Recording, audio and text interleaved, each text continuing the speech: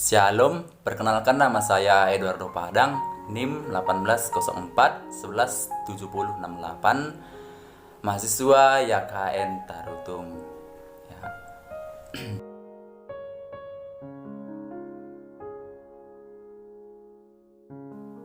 Shalom anak-anak Bapak sekalian. Sebelum kita mulai pelajaran kita pada hari ini, Bapak ajak anak-anak supaya kita berdoa. Kita berdoa ya. Kita berdoa. Bapak yang baik, Bapak yang bertata dalam kerajaan surga, terima kasih Bapak atas cinta kasih-Mu ya Pak. Pada saat ini ya Pak, kami akan mulai pelajaran kami ya Pak. Ya Pak, berkati pelajaran kami supaya apapun yang saya ajarkan kepada anak-anak saya sendiri ya Pak, bisa anak-anak saya Bapak bisa menerimanya dengan baik ya Pak. Ya Pak, begitu juga Pak, kami tahu ya Pak, kami adalah manusia yang penuh kesalahan dan dosa ya Pak. Berkati kami ya Pak. Inilah kehidupan kami ya Pak, kami berdoa dan mengucap syukur.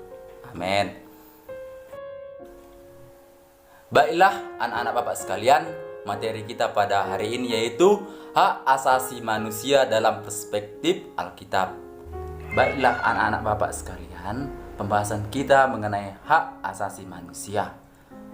Hak asasi manusia merupakan topik yang amat penting karena menyangkut hak paling mendasar yang diberikan Allah bagi manusia. Misalnya, hak untuk hidup dan dihargai sebagai manusia, makhluk mulia ciptaan Allah. Sayangnya, dalam kenyataan terjadi banyak pelanggaran terhadap HAM.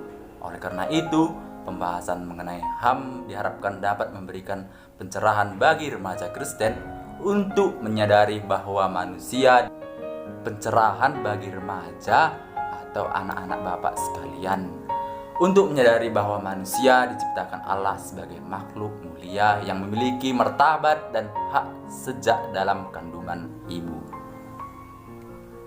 Baiklah, sebelumnya Bapak mau nanya sama anak-anak Bapak sekalian, di antara anak-anak Bapak sekalian, siapakah yang tahu arti hak asasi manusia dalam perspektif Alkitab? Baik, jikalau tidak ada, Bapak akan menjelaskannya. Hak asasi manusia adalah hak paling mendasar yang dimiliki oleh manusia dan tidak dapat diambil oleh orang lain, bahkan oleh negara sekalipun. Hak untuk hidup adalah salah satu untuk hak paling mendasar yang diberikan Tuhan pada manusia. Nah, di sini di dalam hak asasi, di sini Bapak mencantumkan 3 hak asasi. Ya.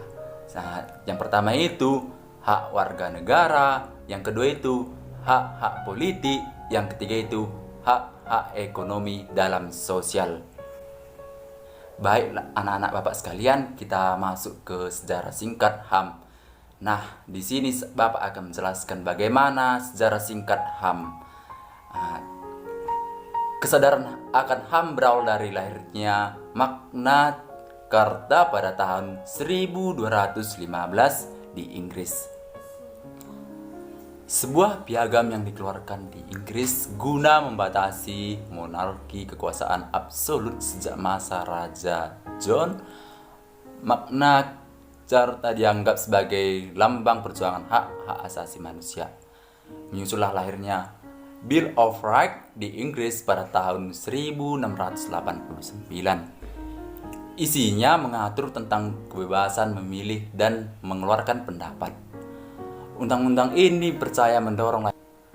Selanjutnya lahir di Amerika Declaration of Independence. Isinya itu sejak manusia. Selanjutnya lahir di Amerika Declaration of Independence. Sejak manusia lahir sehingga tidak logis apabila setelah lahir. Selanjutnya di Amerika lahir Declaration of Independence yang isinya sejak manusia lahir sehingga tidak logis apabila setelah lahir ia terbelenggung. Selanjutnya pada tahun 1789 lahirlah The First Declaration atau Deklarasi Prancis. Selanjutnya pada tahun 1789 lahirlah Deklarasi Prancis yang isinya kebebasan, kesamaan atau persaudaraan. Baik, tadi kan kita menjelaskan bagaimana pengertian HAM dalam perspektif Alkitab. Nah, di sini kita masuk dalam hubungan dengan Alkitab. Nah, Bapak akan menjelaskan bagaimana hubungan dengan Alkitab. Baik, Bapak harap anak-anak Bapak bisa mendengarkan Bapak. Oke? Alkitab tidak menggunakan istilah HAM, namun Alkitab menulis tentang manusia sebagai makhluk mulia ciptaan Allah yang bermartabat.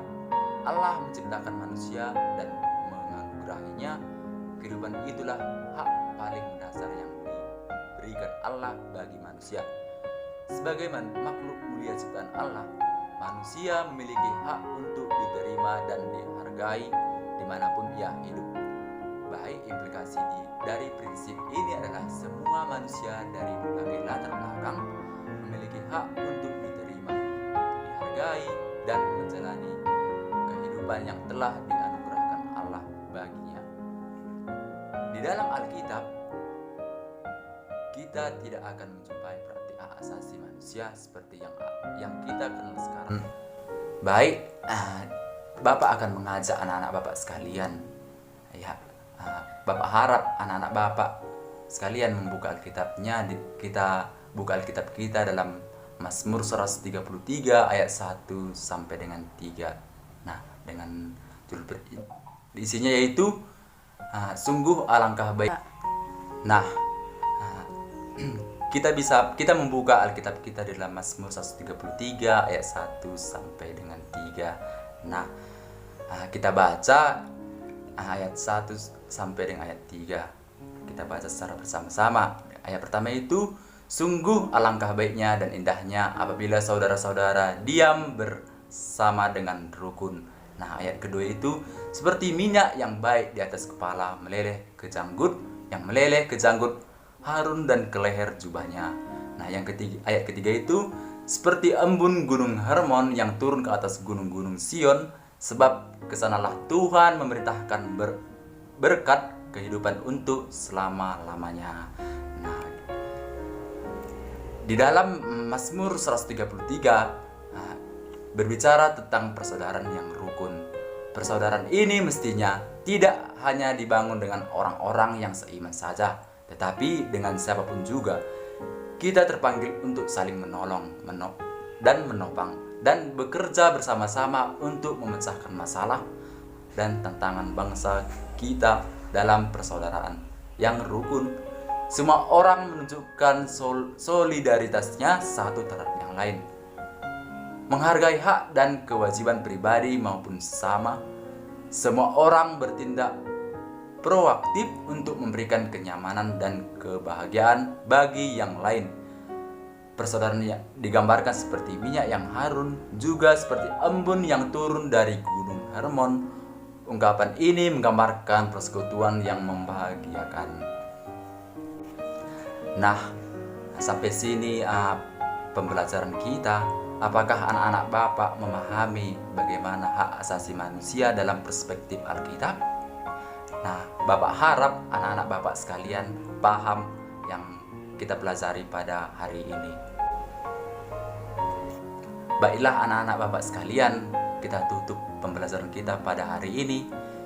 Kita berdoa. Kita tutup mata kita ya. Kita berdoa. Bapa yang baik, Bapa yang bertata dalam kerajaan surga, terima kasih Bapa. Pada saat ini kami telah menyelesaikan pembelajaran kami berkati kami apapun yang kami pelajari berkati kami satu persatu Terima kasih Bapa, di dalam anak-Mu Tuhan Yesus Kristus kami berdoa dan mengucap syukur. Amin.